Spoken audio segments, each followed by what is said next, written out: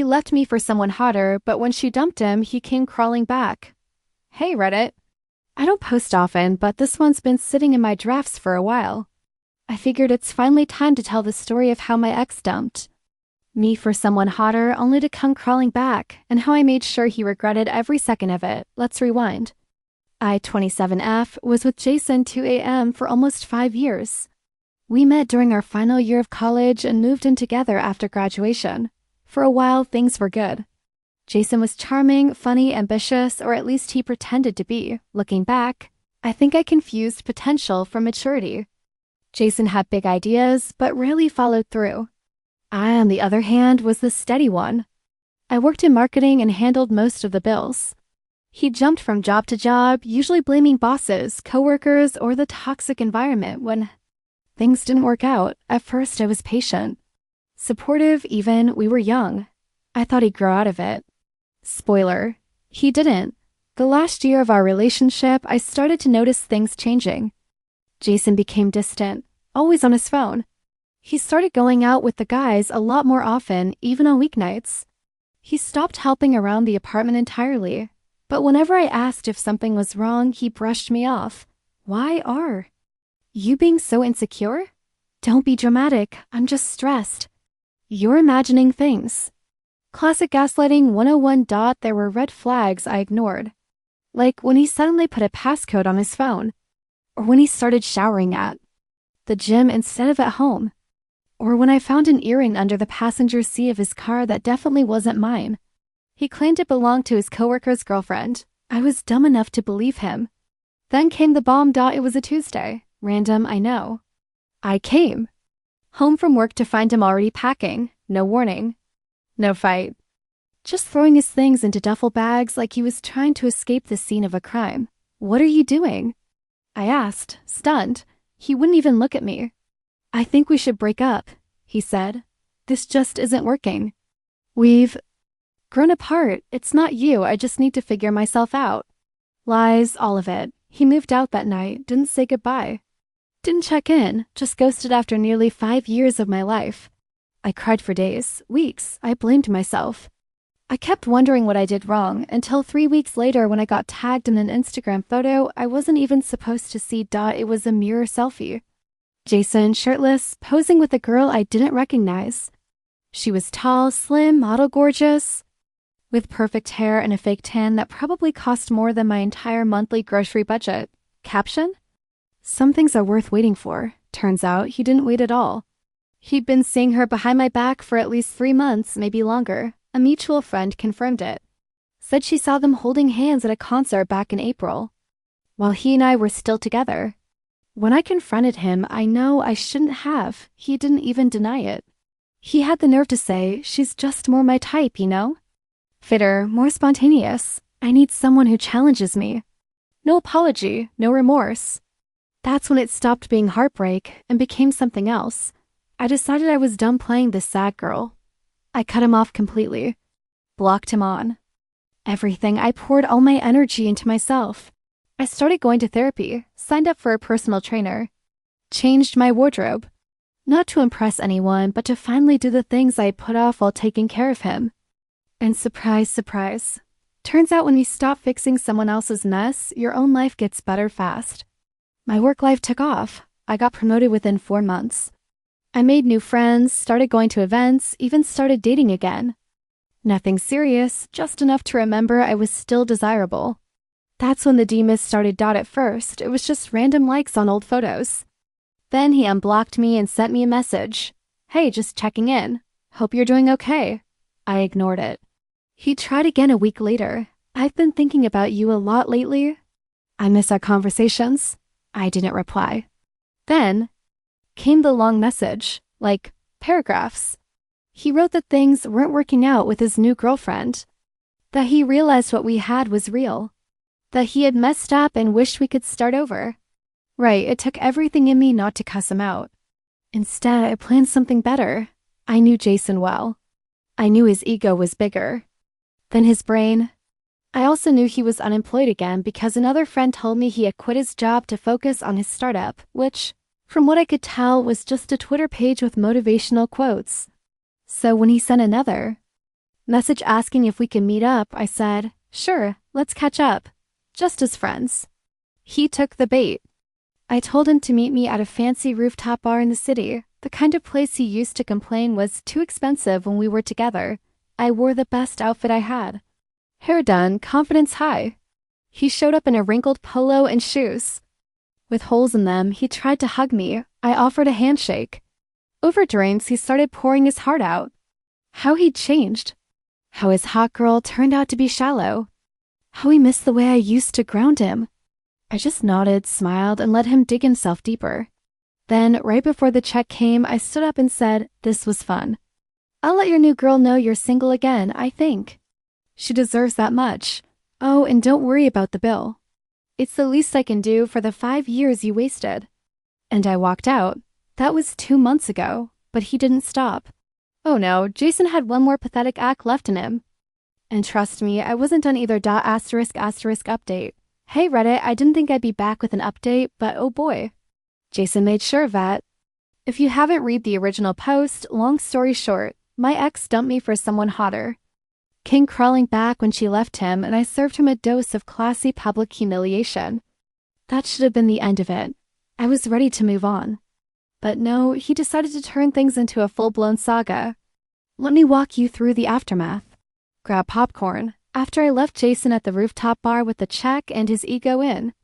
Shambles, I thought I'd heard the last of him. And for a week or two, I had total silence. Then came the predictable spiral. First, drunk texting. It started harmless. You really just walked out? Damn, that was cold even for you. Can we please talk for real this time? Then it turned bitter. You're not even that hot. I upgraded. You're just bitter. I only reached out because I felt sorry for you. Right, I was the one who needed pity. I ignored it all, blocked him again, and went on with my life. I was working on a big marketing campaign and didn't have time for toddler tantrums from an unemployed man-child. But Jason didn't stop.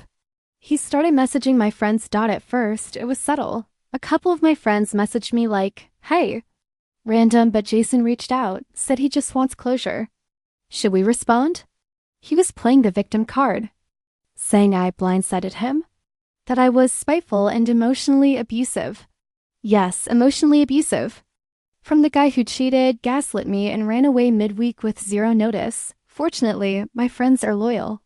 They didn't buy it. A few even screenshot his messages and sent them to me. But the worst was when he reached out to my boss. Not even kidding. Jason and I used to attend a few company mixers when we were dating, casual stuff, but my boss had met him once or twice. I guess that was enough for Jason to dig up her name on LinkedIn. He sent her a LinkedIn message saying, just wanted to let you know that one of your employees, Oppie, has been spreading false rumors about me. I think it's really unprofessional. My boss?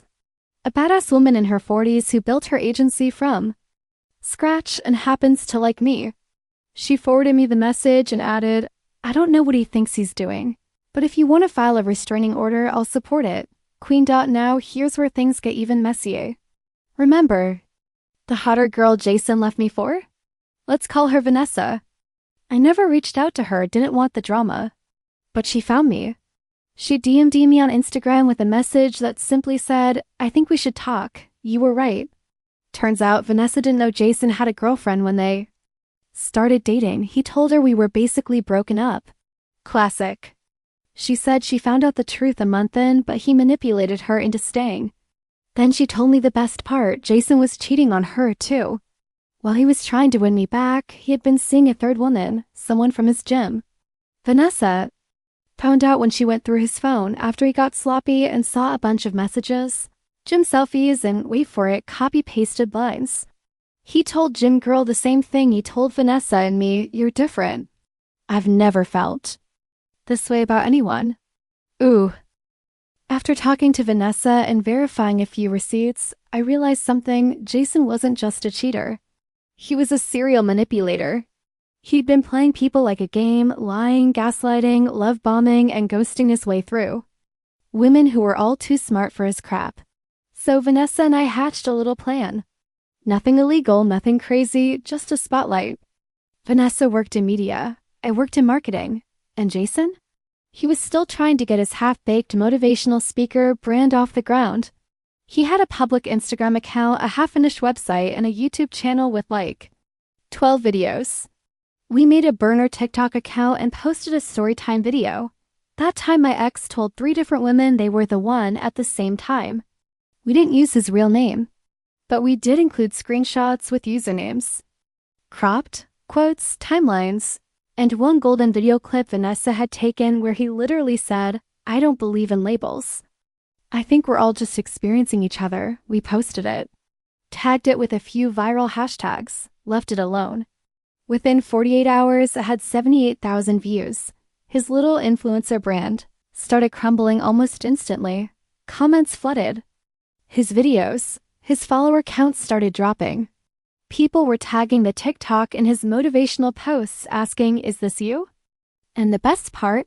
His third girlfriend, Gym Girl, saw the video. She messaged both Vanessa and me to say thank you. Said she dumped him on the spot. Even showed a screenshot of her final message to him, which included, "If I wanted emotional damage, I'd listen to your podcast." Legend, Jason went radio silent after that. Deleted his videos, made his accounts private. Sent one last pitiful email to me that said, "You really had to ruin my life?" I didn't respond. But I did forward it to Vanessa and we had a good laugh over whined out I didn't want revenge, not really. I wanted peace, but Jason made it impossible to move on quietly. He manipulated, lied, and then tried to smear me when I wouldn't take him back. So he got what he gave tenfold. Vanessa. And I still keep in touch. We check in occasionally, mostly to send memes about emotionally stunted men who think vulnerability is posting shirtless mirror selfies with quotes about wolves. My friends? Still loyal. My boss? Still has my back. Jason? Still blocked. And me? I'm in a new place literally and mentally. I got a promotion. I moved to a new apartment. I'm dating again, slowly, carefully, and on my terms. The past doesn't haunt me anymore. But it does make for one hell of a story. Update 2. Hey again, Reddit. I never thought I'd be writing a second update, but something happened recently that brought the story full circle, and I figured if you've been following this saga, you deserve the ending. So here's how it all wrapped up. It's been about a year since the whole Jason disaster exploded, and honestly, my life has never been better. I fully moved on. Emotionally, physically, even geographically. I accepted a job offer and I have been physically, even geographically. I accepted a job offer in another city and it's been the best decision I've made in years. Bigger role, better team, healthier environment. I'm no longer Jason's ex or the girl who got cheated on. I'm just me, stronger, happier, untouched by his drama, and most importantly, at peace. Which is exactly why I didn't expect to see him again, much less where I saw him. A couple weeks ago, my company participated in a local business expo. I was asked to speak on a panel about women in digital marketing. It was a big deal. Something I'd worked hard to earn. I showed up in my element, feeling confident, surrounded by respected professionals. And guess who was also there? Jason. No, not as a speaker. Not as an attendee. He was working a booth for a startup I'd never heard of. A glorified wellness coaching brand. Think knockoff self-help meets protein powder influencer vibes. It was honestly kind of sad. We made eye contact. He froze. I smiled, cool, polite, unbothered. He approached me after the panel. "Hey, wow. I didn't know you'd be here." I said, "Well, I do work in actual marketing." "So, yeah." He tried to make small talk. I could tell he was testing the waters, maybe hoping for closure, maybe hoping I'd forgotten everything. But the kicker? He tried to pitch me on his new business. "You know, I've been thinking if you ever want to collaborate, I really think we could build something powerful together." I genuinely laughed out loud. Then I said, "Jason, I think the only thing we build together is a lawsuit." And I walked away. Now here's the part I didn't expect. A few days after the expo, I got a message from a girl I didn't know, yet another ex of Jason's. Apparently, after my TikTok with Vanessa went viral, more women started putting the pieces together. Turns out Jason had been doing his motivational dating guru shtick on multiple platforms, and dozens of women had received the same recycled lines, promises, and stories. So a group of them, bless them, made a private Instagram account, documenting the lies, screenshots, and even clips of him contradicting himself in interviews. They weren't doxing or harassing, just holding him accountable. His brand tanked within weeks. Sponsorships pulled out. One of the companies he partnered with dropped him and posted a public statement. We are no longer affiliated with Jason, last name, and do not endorse his content. He went quiet after that, deleted most of his public content. Last I heard, he's working customer service remotely for a wellness brand that actually knows what it's doing. Karma? Served cold with receipts. I didn't get revenge in the dramatic Hollywood way. I didn't sabotage his career or key his car. I just told the truth and refused to let him rewrite the narrative.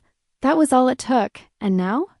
I'm dating someone new. It's healthy, slow, real, no drama.